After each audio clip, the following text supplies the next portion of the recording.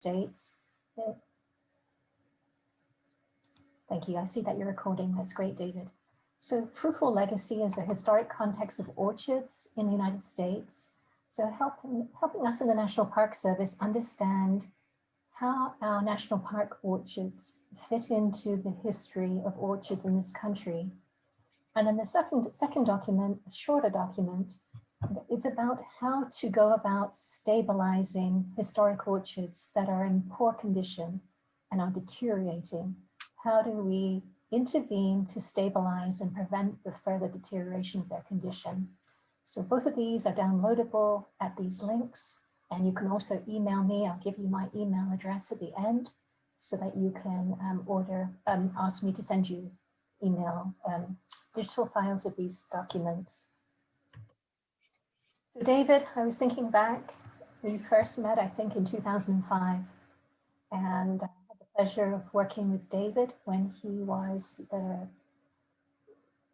David, were you the Chief of Interpretation as well as Resources Management at Yes. John Muir? Yes. And on one very fine day, David led us up Mount Wanda in Martinez, California, in the Alhambra Valley. He led us up a mountain to find an olive orchard that you're seeing here. And that dates back to the 1800s. And actually recently, David, we've been doing some more DNA testing work there, learning what the varieties are. And we have at least 3 varieties. And it's quite exciting. And we think that the orchard dates back to the 1880s. So John Muir inherited this orchard from his father-in-law and made it part of his livelihood. And it's still one of our largest olive orchards in the National Park System.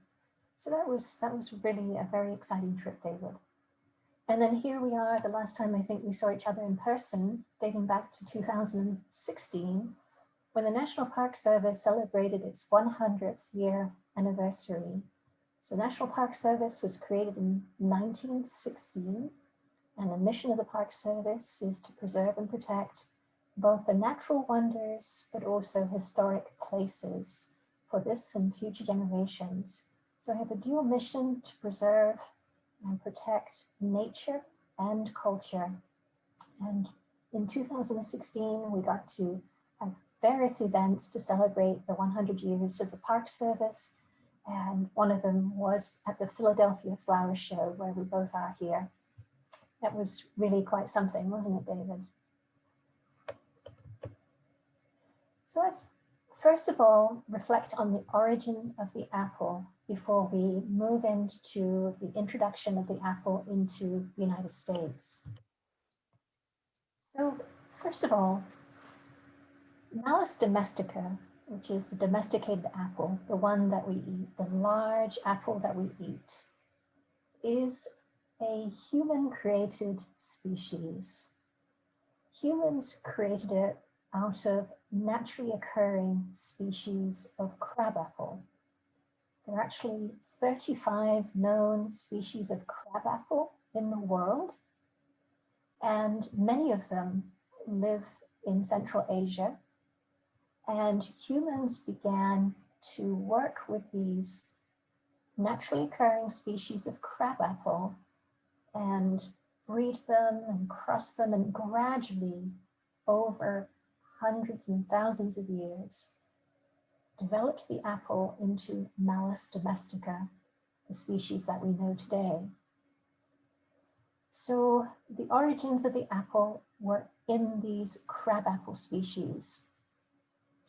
And why do we call them crab apples? As far as I can understand, the meaning of the name, or the origin of the name crabapple, comes from the Old English word crab, which means bitter or sharp tasting, really having nothing to do with crab itself, the crustacean. So we have crab apples that have bitter and sharp tasting fruit, and over the eons, humans have evolved them to turn into the edible large fruit that we think of today, which is the apple. And here we're looking at some examples of naturally occurring species of crabapple. So the center of origin of the apple is in Central Asia, and specifically in the Tian Shan Mountains, what today is Kazakhstan, where apple trees grow like forest trees. Domestication began there. We think approximately 8,000 years before the current era. So that would be about 10,000 years ago. And Kazakhstan and the Tian Shan Mountains were right close to these important ancient trade routes that stretched out to the west and to the east.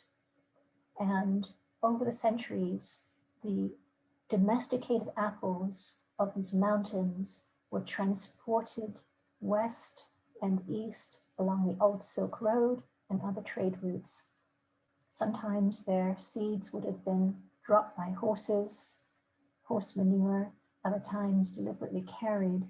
But I want you to notice here, as we move from Kazakhstan west through the Near East, through towards Europe, we then transition into routes by vessel. And I want you to notice that Venice was right here as a major destination at the end of the Silk Road. And something that's fascinating to me is that domesticated apple seeds dating to 4,000 years before the current era, in other words, 6,000 years ago, were found in an archaeological site in Italy near Udine. Udine, you can see, is very close to Venice at the far north end of the Adriatic Sea, very close to the Silk Road, the end of the Silk Road. And so we see domesticated apple, Malus domestica, in Europe by at least 4,000 years before the current era, having come all the way from Central Europe, Central Asia, beg your pardon. And then we found in Northern Ireland, in County Armagh, at Fort Navan, a large apple preserved in heat. And that large domestic apple dates to 1,000 years before current era, so about 3,000 years old. So we know that domesticated apple had made it all the way to this far side of Europe here by 1,000 years before the current era. So tremendous amount of migration of the domestic apple beginning from those crabapple species. Grafting, the taking of two trees or two plants and splicing them together. This was known in ancient Greece, in ancient China, and ancient Rome. We see it documented in Greece 900 years before the current era. And we know that the Romans learned grafting from the Greeks, and then they spread the method of grafting throughout the Roman Empire. And here we're seeing apple tree depicted in a Byzantine mosaic in Jordan. And here we're seeing apple being held by a peacock in a Roman mosaic. And this actually is in Cologne, Germany. And absolutely remarkably here, we're seeing a frieze or a wall painting, a Roman wall painting of a fruit bowl of apple and grape in Pompeii. And we know, of course, that Pompeii, Vesuvius erupted in 79 current era.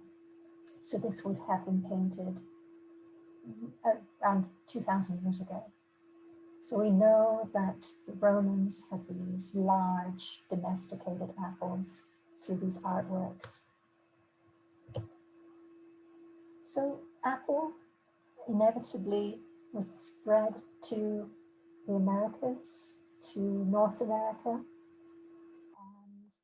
and the early colonization of the 13 colonies, as you know, was by the English very dominantly, but also to some extent by the French. We have Dutch, we have Swedes, we have Spanish in Florida, and of course we have Spanish in the lands of what is now California, Arizona, New Mexico, Texas, bringing with them olives and oranges and figs, but in the 13 original colonies, we have the introduction of apple, along with pear, plum, cherry, and peach. And this is happening in the 1600s and the 1700s. These people traveling across the oceans, bringing with them the fruits of the old world for planting in the new world. And we'll talk about how they brought these fruits with them in a minute. But let's first acknowledge that there were, of course, many fruits native to America that indigenous people would have consumed and also probably tended and cultivated somewhat to optimize their growth and production. And among them are the choke cherry, Prunus virginiana. We've got an American species of persimmon. We have, of course, the pecan, which has its center of origin in Texas, southern United States. We have the hickory nut, many, many other nuts, of course, native to America.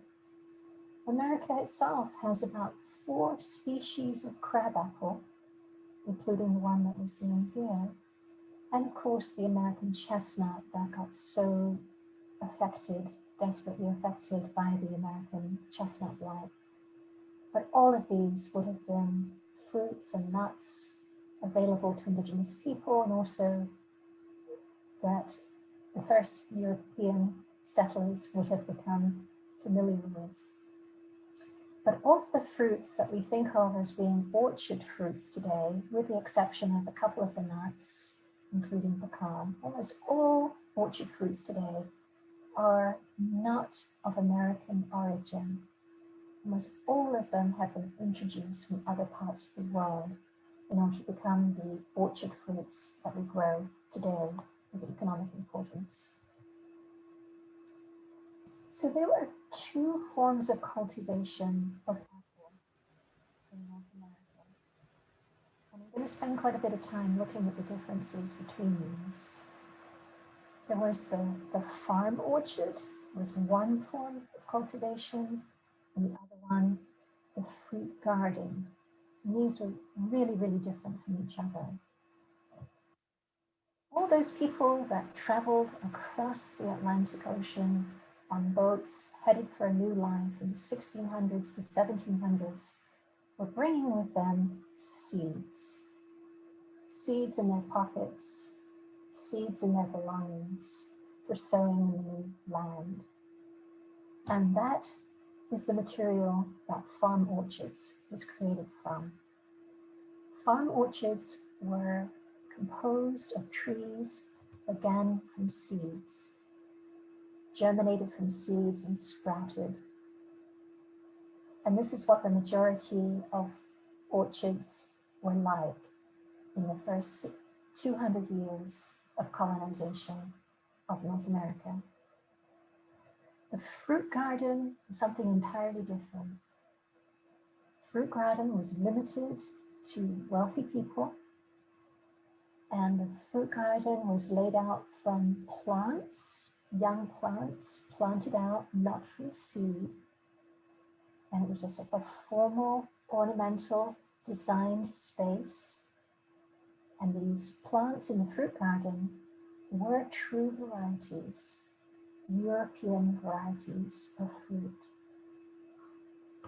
But I want it to be clear that the farm orchard is by far the most prevalent form of cultivation of fruit and apple in the 17th and 18th century America.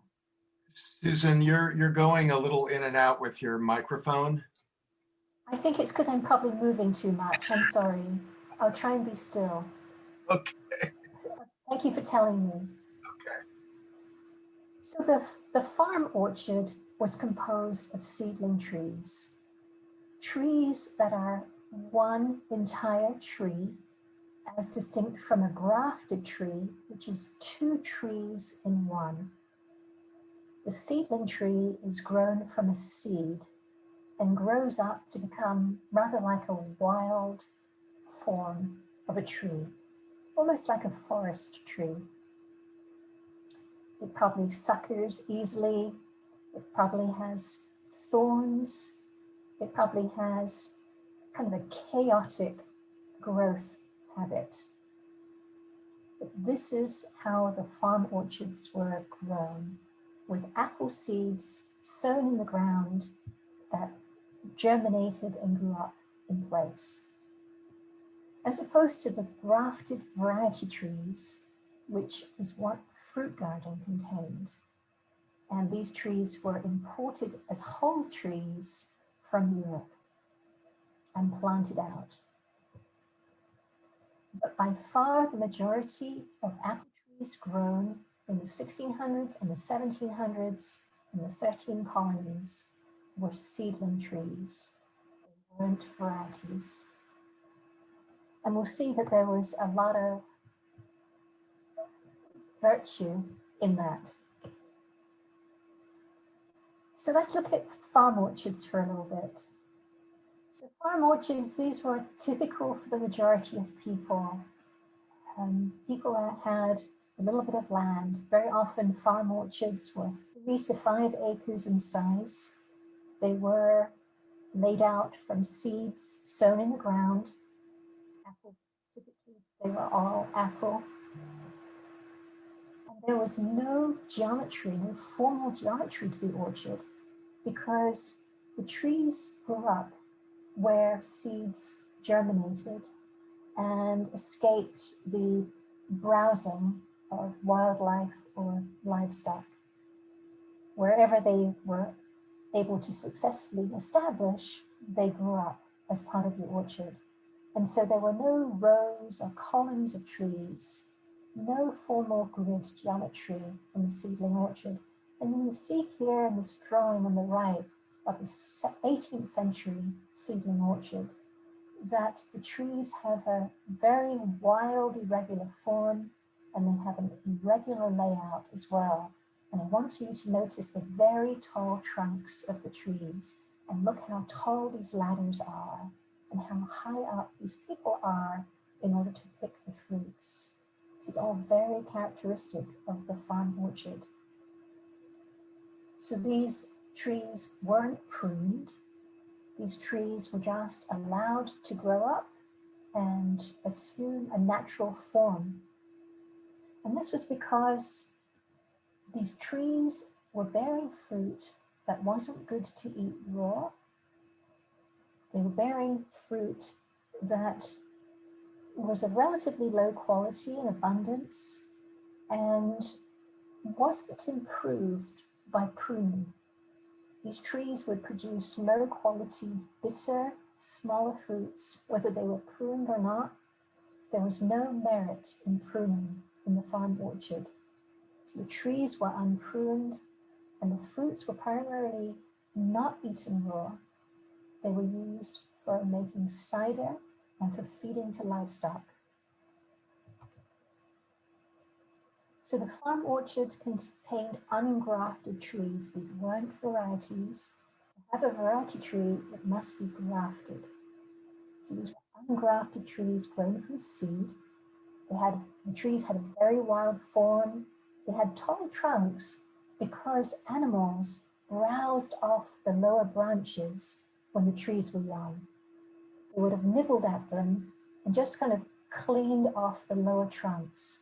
So as a result, we see trees that have trunks taller than 6 feet, 7 feet, 8 feet tall. The canopy is way, way up there, above the browse line of livestock and wildlife. They often had thorns. They often very much shared the characteristics of their wild cousins back in the mountains of Kazakhstan. And the use of the fruit for cider is hard to overstate in terms of significance. So before we had potable water, people drank cider. Young people, children, people of all ages drank alcoholic cider as a basic beverage. And a farm orchard of 5 acres of seedling apple trees would provide enough cider for a whole family for a year.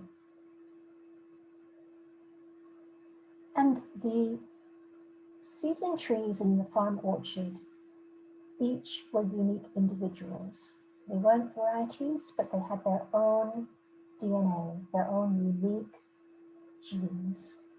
And that led to a variety, a massive variety of types of seedlings and sizes and colors and periods of ripeness of fruit. And that whole potpourri of seedling fruit was extremely good for cider. The blends of flavors made for very good cider. So seedling apples made great cider. It wasn't necessary to grow variety trees to get great cider. So that the whole thing worked together so well. I want to spend just a moment talking about Johnny Appleseed, because in your part of the country, in Pennsylvania, you were very close to the influence of Johnny Appleseed. So people have some misperceptions about Johnny Appleseed. They think that he perhaps originated varieties of apple. They think that perhaps his influence was more widespread geographically than it was. And while it wasn't, and while he only dealt with seedling apple trees, he certainly was incredibly instrumental in moving genes around. He moved genes around in the Northwest Territories. His real name was Johnny Appleseed, and he was born in Massachusetts. And when he was just 23 years old, he began a sort of religious mission to paddle the rivers of Western Pennsylvania through Ohio, Illinois to Indiana. And he cleared off riverbanks of vegetation, and he sowed those areas with apple seeds that he got from cider mills. He got the effluent waste from cider mills, the crush, and took the seeds out of that and spread them along riverbanks to create nurseries of seedling apple trees. And he grew the apple trees on, and when they were 2 years old, he would offer them to settlers that were making their way westward, expanding out into the Northwest Territories. And so through Pennsylvania, Ohio, Illinois, and Indiana, he spread thousands and thousands of seedling apple trees over a period from 1790 to 1845 when he died. And this was a spiritual mission. He would engage people as he gave them their seedling apple trees. He engaged them talking about the Bible, his Swedenborgian Christian faith, but he spread the genes of seedling apples far and wide through those states. Susan, we have Yes. a question about Mr. Chapman. In his work, was he just simply giving them away? Were they for sale to give him a little bit of income? Did it considered a business, or was it just part of his you might say, ministry of spreading apples. Right. So my understanding is that he didn't put a price on the trees. He accepted donations, but I think that one thing he was very interested in was just the opportunity to sit down and share a meal and talk. So it seemed like that was part of the exchange, the opportunity for hospitality, and that gave him an opportunity to talk about his faith with others. So it was sort of like a threshold to this exchange. Great, thank you. So there are varieties that were originated in this geographic area that Chapman worked in that are attributed to seedling trees that he distributed. So a variety is just a chance good seedling. It's a seedling tree that is more tasty and more attractive and more conducive than others. And apple trees have an enormous tendency to hybridize because the majority of them have to cross-pollinate. They can't self-pollinate.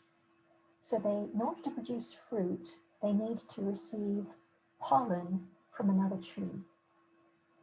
And so the seedling orchards of America gave rise to the first varieties, including these varieties: Blackanet, Franklin, Ohio Nonpareil, Western Beauty, and Ingram. These are all varieties that have been traced to seedling trees that Johnny Chapman distributed. So these farm orchards were incredibly fertile ground for the selection of chance trees that had lovely fruit, tasty, succulent, colorful fruit that were distinguished from the other hundreds in the farm orchards, which led to the selection of the first American varieties. This is extremely significant in the history of apple growing in the world. All of the apple varieties that were created in America, mostly in the 1900s, that really changed the world, certainly changed how orchards were grown in the United States, but have since spread and influenced the breeding of varieties across the globe. So the earliest varieties originated on American soil were in farm orchards of seedling trees that just so happened to sprout a wonderful fruiting tree. And by 1625, we see the first identified variety, apple variety in America, and that is the Roxbury russet. It probably has some genetic lineage shared with Ashmead's kernel from England that many of you will know. It's a russeted cider apple. But Roxbury russet is different from that, and it was relatively good to eat raw, and it held up well. It was a fall ripening apple, and it was a source of a lot of pride. It came out of what would have been Southwest Boston today. And then by the 1650s, we have Rhode Island greening, the second documented apple American variety. And this came out of Middleton, Rhode Island, and is still considered to be a super baking apple, fantastic for pies.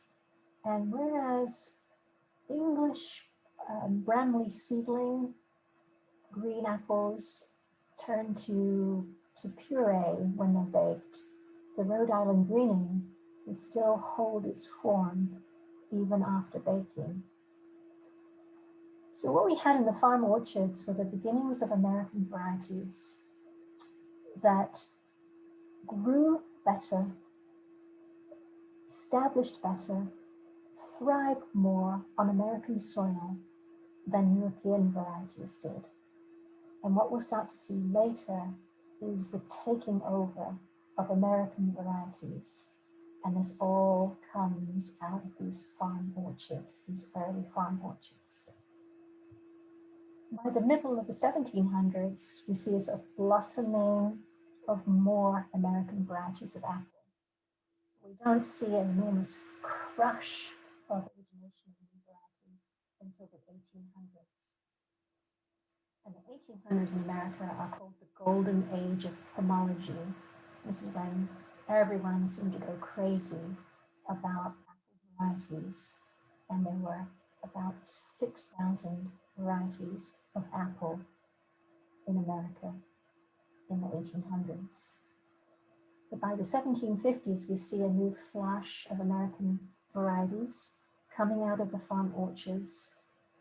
Probably most importantly is the Newton Pippin in the 1750s, and it was the first apple, American variety of apple, to be exported back to England by Benjamin Franklin when he was a US ambassador in England.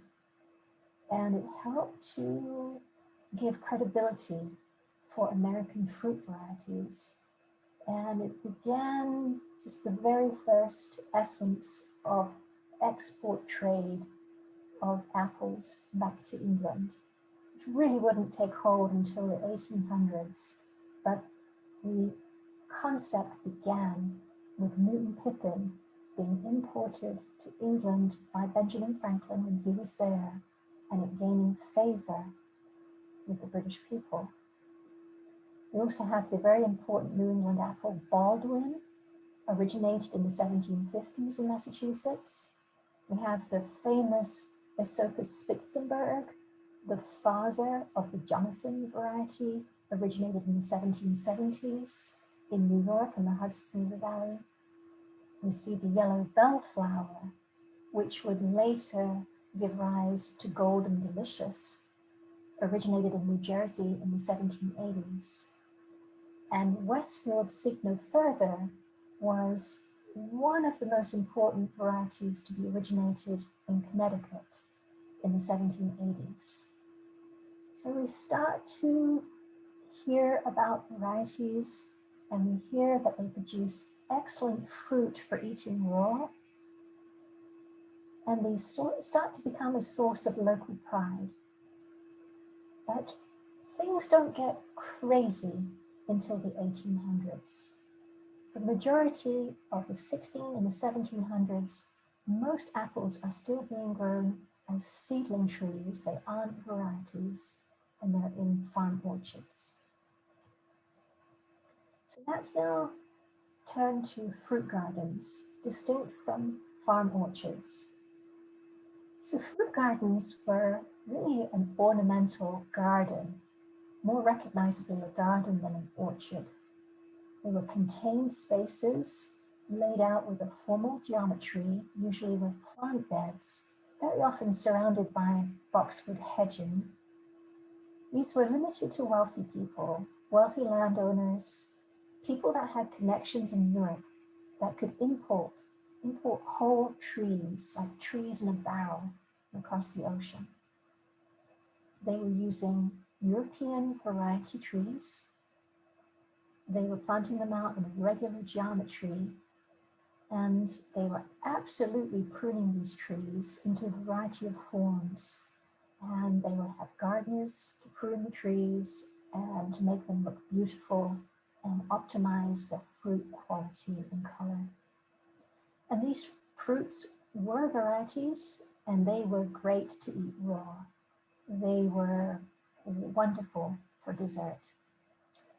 Here we're looking at the fruit garden of King Louis XIV of France, which he oversaw from 1626 to 1688, and probably one of the most fancy fruit gardens on earth at the time.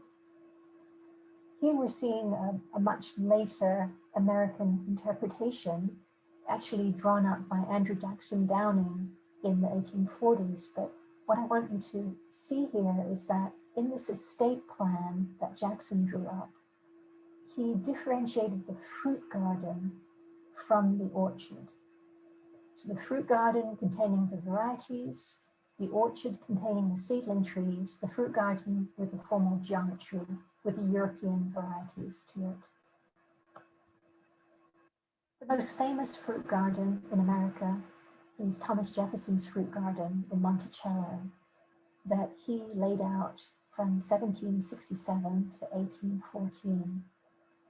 He was using European varieties. He had 170 varieties of different species of fruit, not just apple, but many varieties of apple. And these were European varieties. He recorded them meticulously in a 1778 plan. That's how we know that he had a fruit garden that spread over 6 acres, laid out in formal beds, and this fruit garden was tended by gardeners and enslaved people. But beside the fruit garden, which really is all of this that we're looking at here, all of this, he also had a 400-acre farm orchard, distinct from his fruit garden. And the 400-acre farm orchard had no geometry. It was made up of seedling trees, apple and peach. And those were untended. They weren't prune trees. Of course, they weren't varieties. And the majority of those trees were yielding fruit for livestock or for cider. So at Monticello, we really get to see the distinction between the fruit garden and the farm orchard. So fruit gardens, they had European variety trees in the 1600s and the 1700s in the 13 colonies. And often these trees were grafted to dwarfing rootstocks, which is a really curious thing. So the landed gentry, the gentlemen farmers, they had access to dwarfing rootstocks.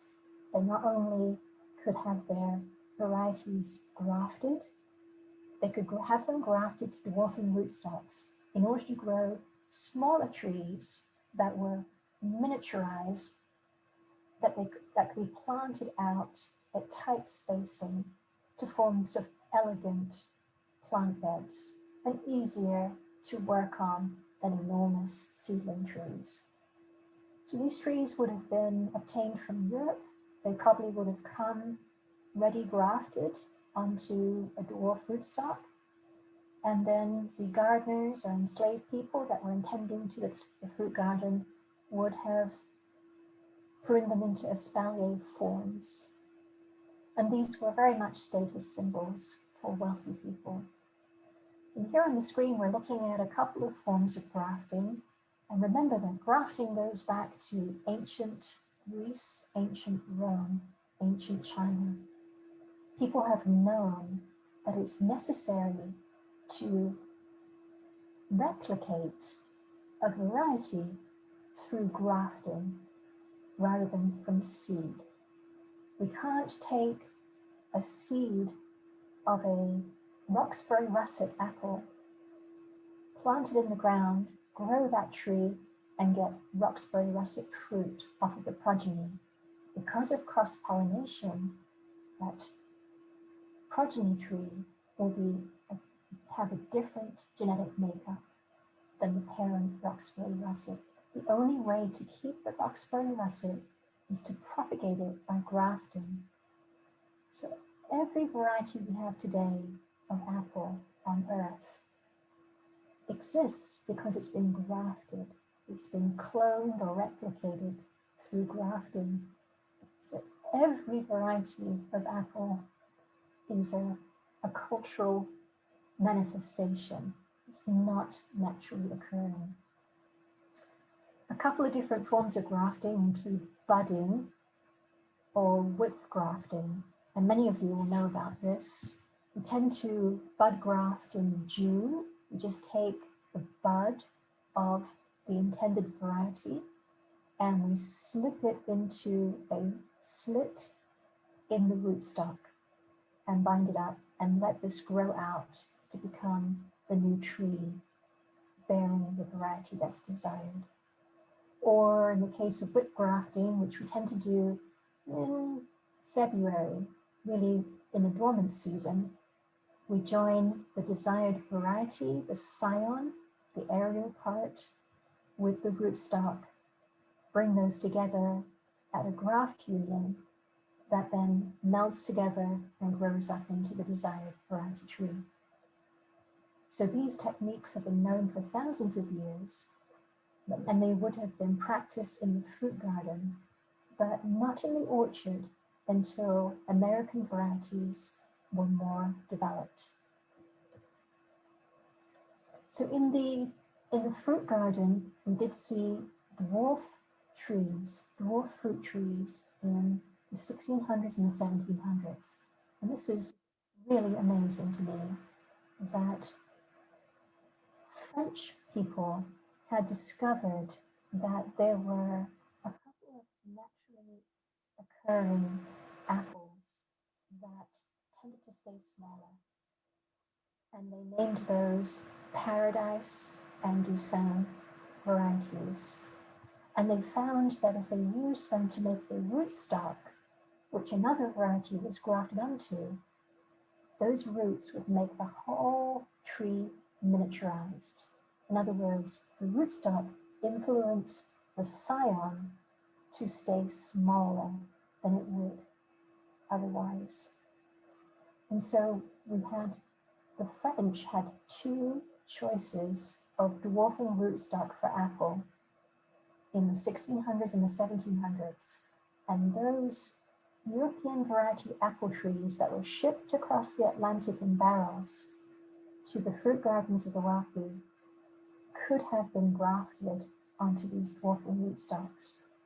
It was also known during this time that if you took a pear variety and you grafted it to quince, and that's not flowering quince, that's true edible quince, Cydonia, not the Schnommeries Japanese flowering quince, but Cydonia, the one that looks a little bit like a cross between an apple and a pear. If you take quince and you graft a variety of pear to it, that will dwarf the whole pear tree.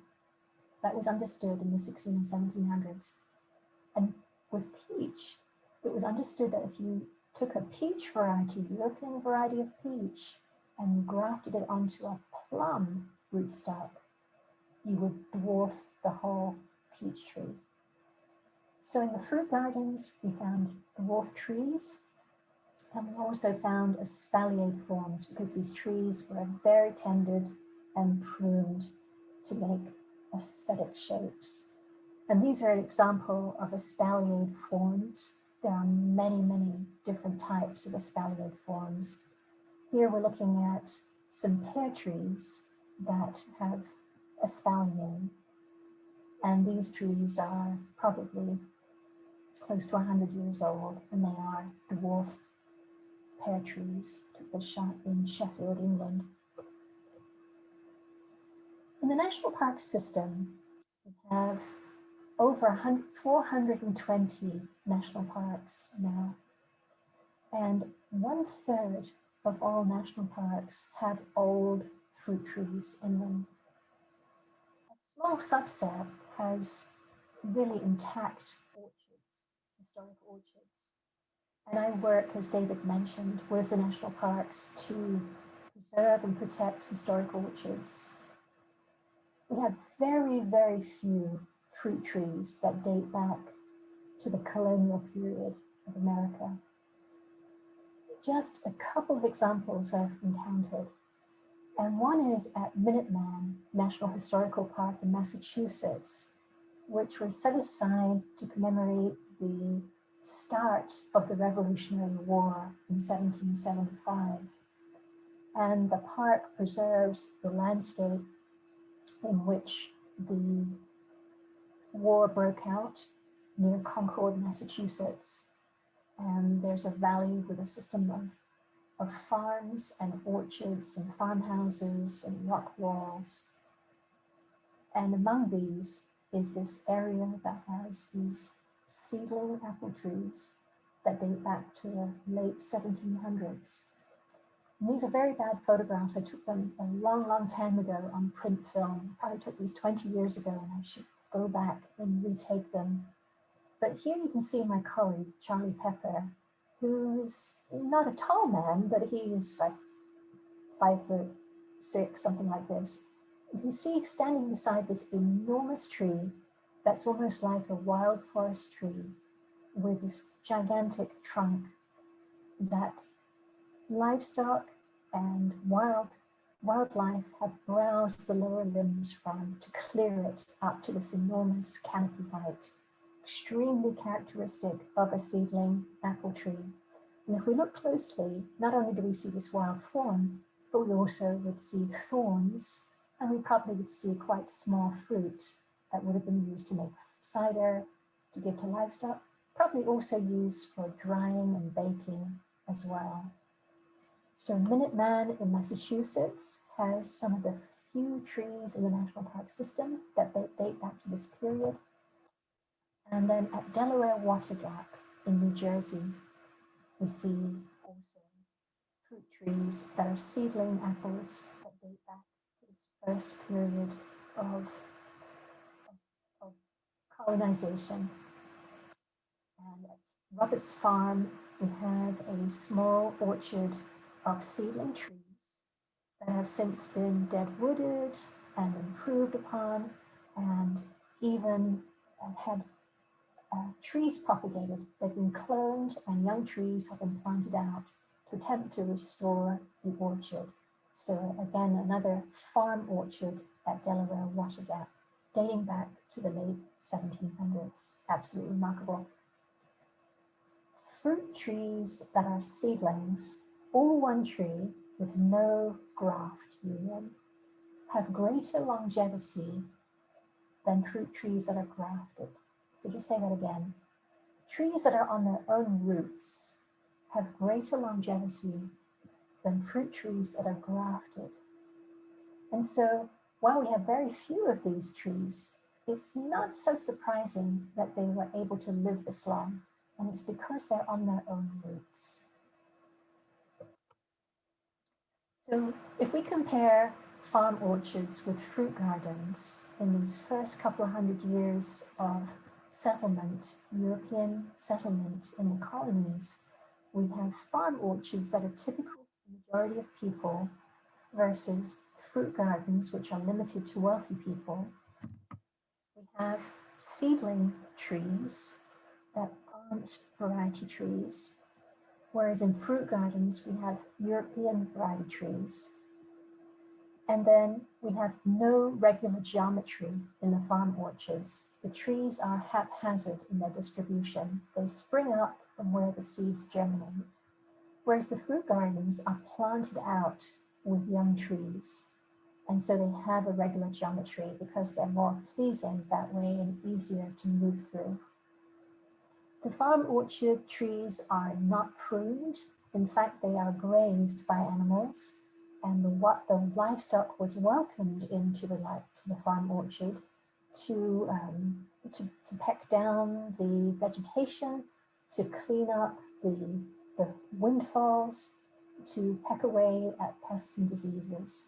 So very much the livestock are part of the characteristics of the farm orchard, and hence those extremely tall trunks the trees have. Whereas in fruit gardens, the trees are absolutely pruned.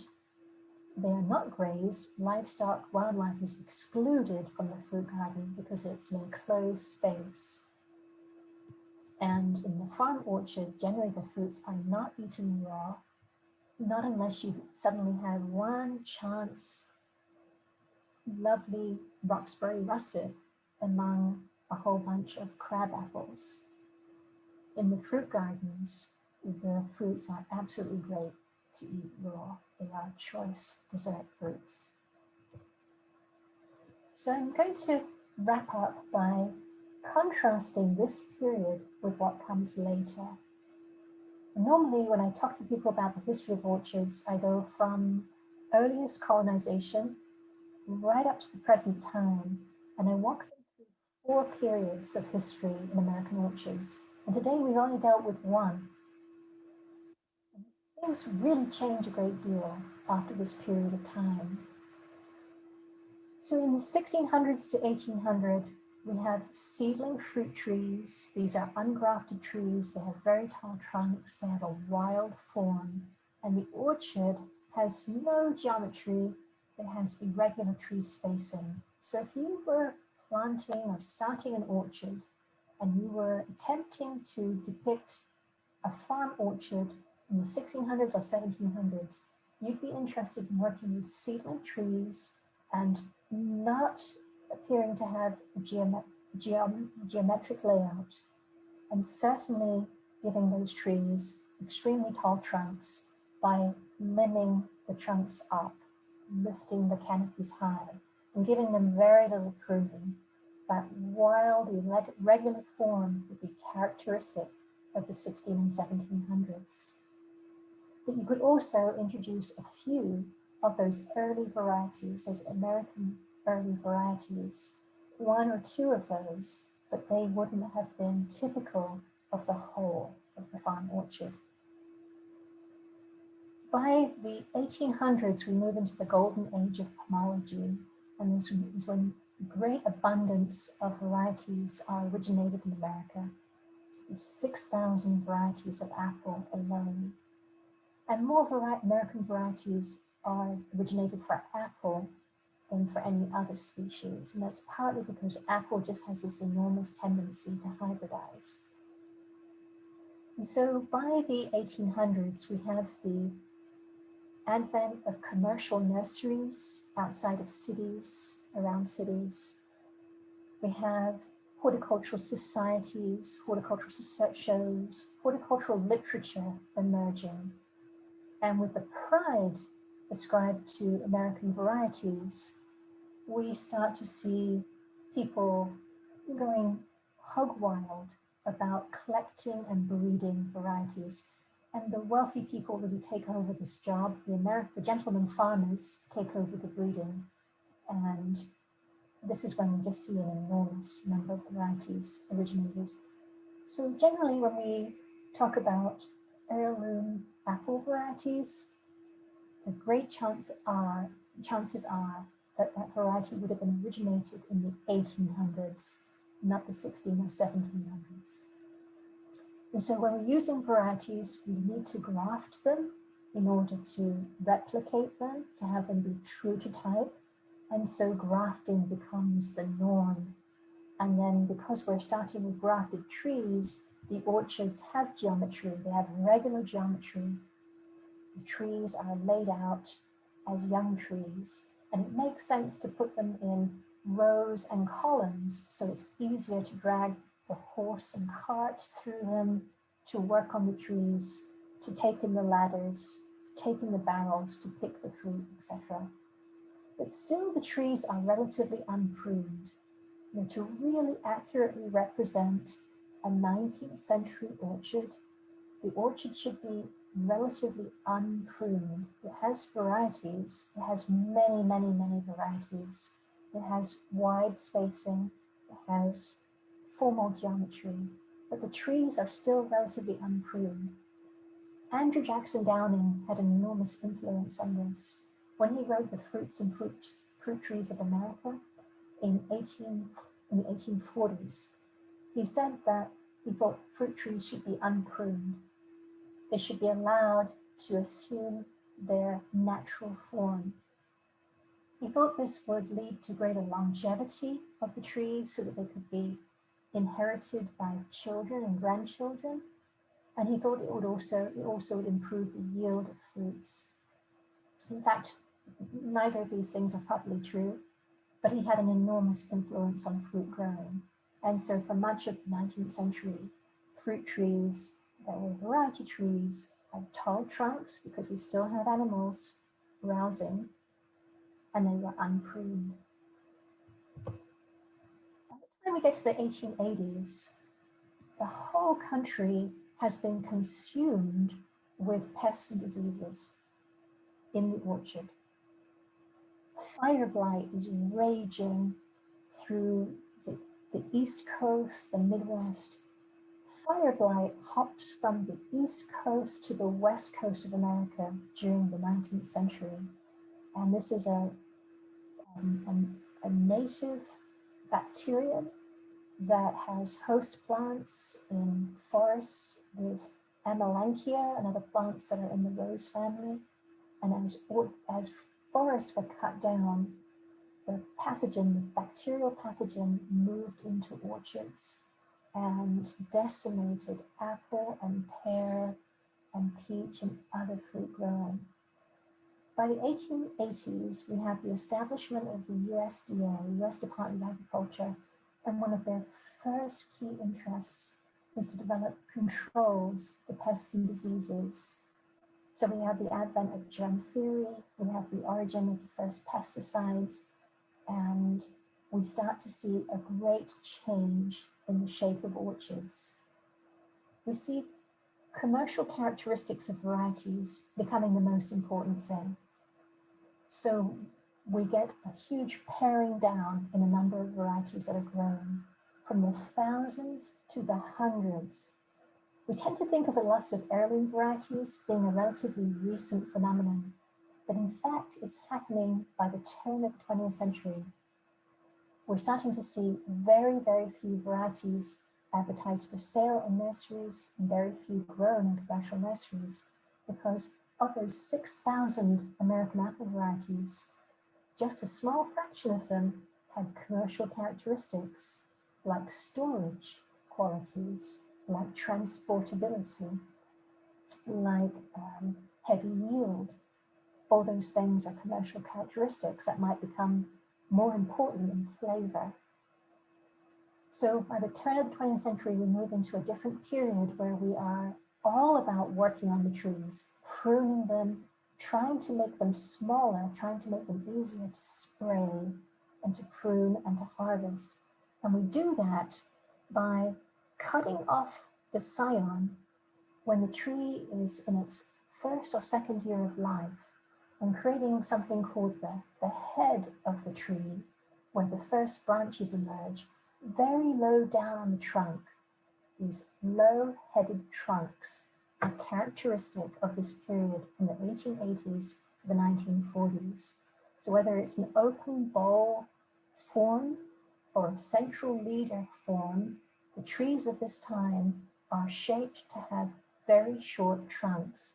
And that's just to bring that enormous canopy closer to the ground. And of course, these are varieties, and there are fewer varieties being grown, far fewer at this time. And then once we get to after the Second World War, we see England and other countries making available dwarfing rootstocks that are standardized to the United States, and the United States developing some of its own dwarfing rootstocks as well, and those becoming more available. And so from the Second World War to the present, we see orchard trees diminish in size and also get extremely closer in spacing. So when we go back to the 19th century, at 30 feet apart, we would have had 40 trees per acre.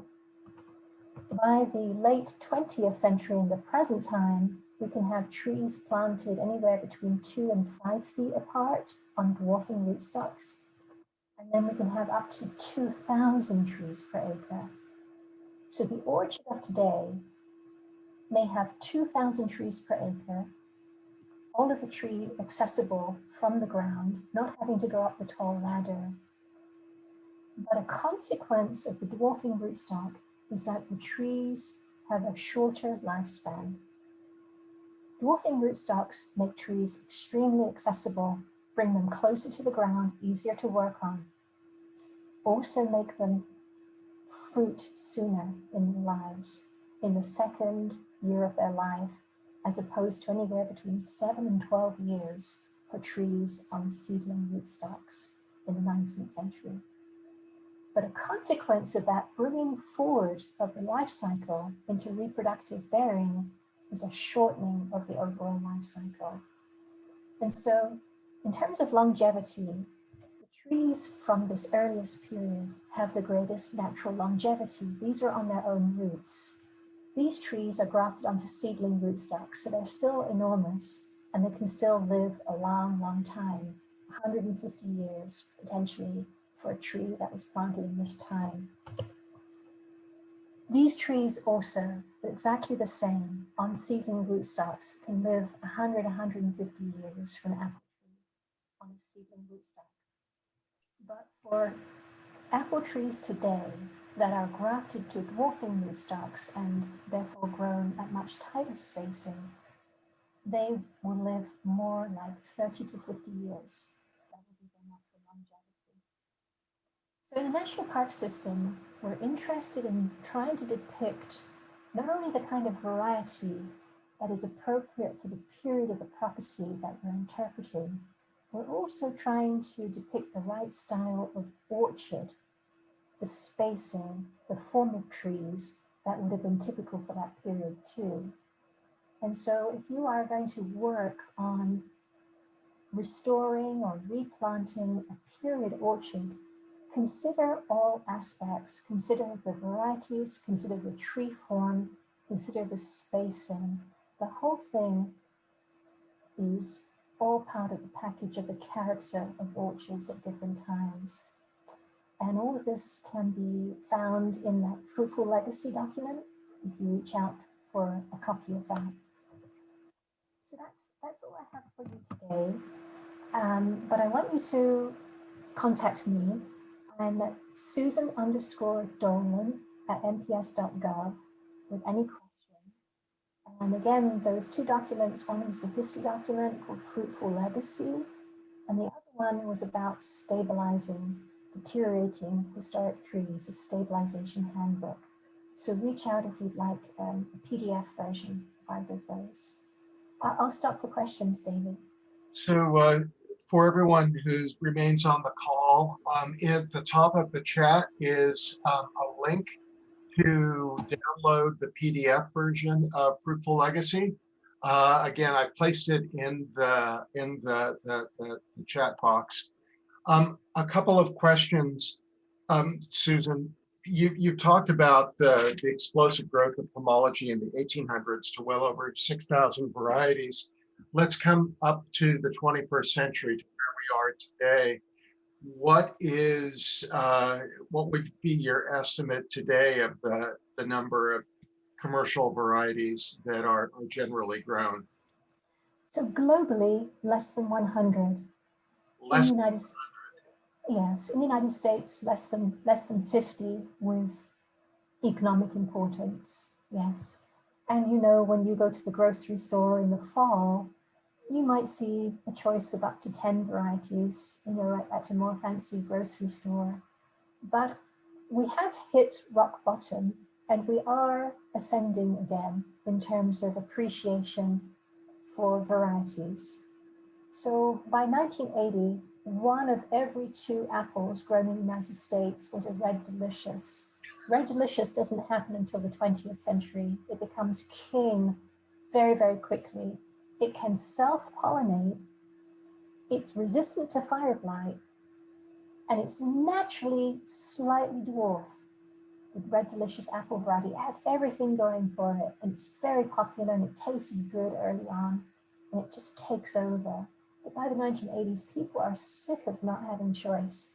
And since then, we've seen some of the heirloom varieties gain prominence again, but we're also seeing the genes of the old varieties used to create new varieties that are now becoming very popular. And so to have more choice is now the standard rather than just to have Red or Golden Delicious to choose from. Another question regarding seeds is that since so much of what we talk about at Landis Valley is the Pennsylvania German history, would we be correct to assume that the seeds that are being brought from colonists that are coming from various ports of call in England are likely going to be different than, or the question is, would they be different from the seeds that the German-speaking folks are bringing from Alsace, the northern cantons of Switzerland, and the Palatinate? Yes. Yes. So I think we would have seen more cold, hardy. We would, back in the old countries, people would have been growing varieties, and the immigrants brought the seeds of those varieties with them to America. So those seeds had a more limited provenance to their genetics, if you like. They would have been influenced by the old countries. So if we, back in the earliest days of the 13 original colonies, we probably would have been able to map DNA patterns of sort of sets of genes that would have been more common from Alsace in the old countries versus the place that the English were bringing their or Cox's orange pippin seedlings to. You see what I mean? So yes, and it is possible now through DNA mapping to trace the provenance of varieties back through parentage, lineage, back quite far. So yes, there would have been some specificity, some flavor, if you like, to the genes of the seedlings that the German settlers were growing. So it's possible there's a variety called the York Imperial from County. The date that I found was 1790. Because of it being at the end of the 18th century, is it very possible that the York Imperial would have roots in some of the seed stock that might have been brought to Lancaster County, York County, or by 1790, is that far enough along that it's probably not connected to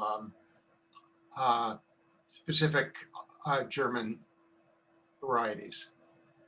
Or is it impossible to say? No, it's not impossible to say. Well, it's impossible, I think, for me to say with confidence, but I think it's an excellent question that it could be possibly answered through DNA analysis. So the fact that we have York Imperial from York County, a place that German people settled, is an extremely interesting phenomenon that means that there was obviously a cultural sphere around the York Imperial variety, and probably its DNA would tell us if it was related to varieties from the home country, the old country. So I think that it's quite likely, David, that the York Imperial was selected from German seedlings.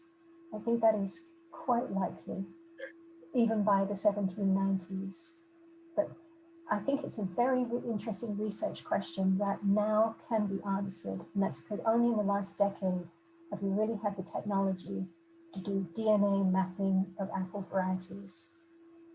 So if there's someone on the call looking for a master's or doctoral thesis, there you go.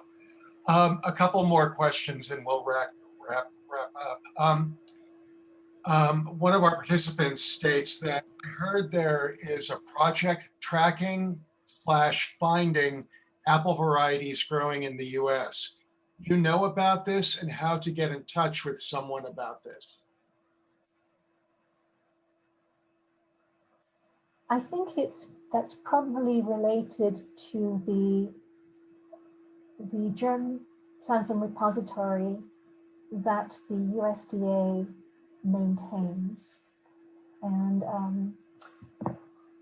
so there is an effort to map the DNA fingerprint of all known varieties in the United States, and the data is housed with the USDA, along with the majority of the germplasm as well. They have it under liquid nitrogen.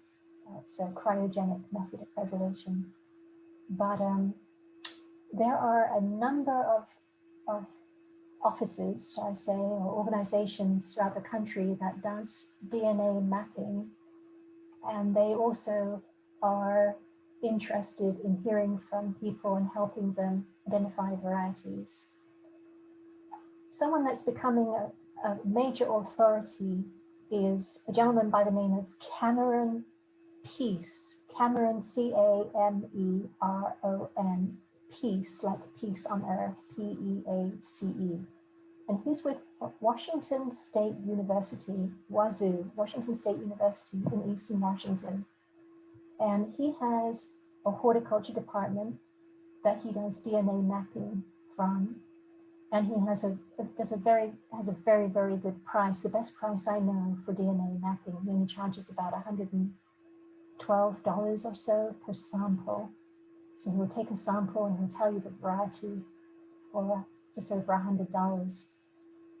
And he is connected with a group of people that are tracking rare varieties and could probably be the best connection, I would think, to find someone in your part of the United States that is tracking rare varieties and where they are located. Okay. And then finally, based on what you said earlier, I don't know if this, I don't believe this would be possible, but a question is being asked, is it possible to grow apples from seeds, for example, modern day jazz? Or do the modern apples become crabapple seedlings? What about heirloom varieties such as Duchess? If I'm remembering correctly, because of cross-pollination, planting a jazz seed does not guarantee that you will be growing jazz apples. In fact, it absolutely won't be a jazz apple because it will have cross-pollination. Jazz and any other variety, Duchess of Oldenburg, any apple variety needs to be reproduced by grafting that clones that canopy part of the tree, the scion, and puts it on a rootstock of a different tree. But depending upon what the jazz apple crossed with, it may look more or less like the jazz apple in the progeny. But certainly the more times that crossing occurs, the less and less and less like the jazz apple the progeny look. But Honeycrisp was the first variety in the world to be patented. So the move towards high density orchards, dwarfing rootstocks, growing extremely short trees at very high spacing, all part of that system is to plan to rip out the orchard in 10 years and replant with a new variety. And this is to keep pace with consumer demand for more choice. Wow. And apple developers are very, very busy developing new varieties and releasing them to the market. And so we're seeing an amazing amount of new varieties being released. But nowadays, the effort that goes into creating varieties, almost like drug discovery, is rewarded and protected through patenting, through copyright. And so somebody cannot grow a jazz apple and then have it, and then take a seed from it and grow that tree and call it a jazz apple. That would be an infringement of copyright, partly because it's not licensed and partly because it's not the real deal. So cloning is what is used, grafting is what is used to replicate these patented varieties, all varieties, but modern varieties are patented. And that is the only way to keep them true to that identity. So it's a whole nother program on pomology in the 21st century and the future. I've reposted the link to Fruitful Legacy in the chat, and also we have our nonprofit, the Landis Valley Associates, to thank for helping to support our virtual programs. Although we have finally reopened as of 2 weekends ago for Fridays, Saturdays, and Sundays, we look to continue virtual programs. And if you would like to support the associates in terms of ensuring that we have a platform for virtual programs, there's a link to the Landis Valley Associates in the chat as well. Finally, I wish I could answer how many heirloom varieties does Landis Valley have. All I can tell you in my 6-month term is that we have apple trees that are growing. We have someone in the program tonight who is part of our farm program. And if she knows, Joanne, you're welcome to place it into the chat. But I think based on what you've shared with us, Susan, since different zones of Landis Valley interpret 18th and 19th century versions of a Pennsylvania German community or farm, this is providing us all great food for thought in terms of how we look at planting apples in various parts of the site in the future. And someone has responded, the apples that we have are probably so cross-pollinated, they aren't exactly what they're supposed to be, just like guess, they aren't managed as such. So Doris, I think you are probably correct. Well, for those of you who have stuck with us, it's 8:30 Eastern Standard Time. Thank you. Susan, thank you so much for your knowledge, your passion, and this information. For those of you who would like to contact Susan directly and learn more about apples, orchards within a heritage setting, especially in the public sector, you see her email here, and we are more than welcome to reach out to me. Oh, and thank you, Joanne. I'm being told that we have about a dozen varieties of heirloom apples that were just recently planted at Landis. So one of these days, Susan, I hope we can grace you with a tour of Landis Valley Village and Farm Museum and imbue you with the glories of Lancaster County, and maybe even find some smokehouse and York Imperial for to share. But thank you all for joining us again. Our next program will be Thursday at 7 o'clock, looking at Pennsylvania agriculture and horticulture through the lens of spiritual communities, Ephrata Cloister and Old Economy Village. So thank you so much for joining us. We really appreciate it. And come on out on a Friday, Saturday, and Sunday. We welcome you back to the museum. Take care, everyone. Thank you again, and have a good night. Bye-bye.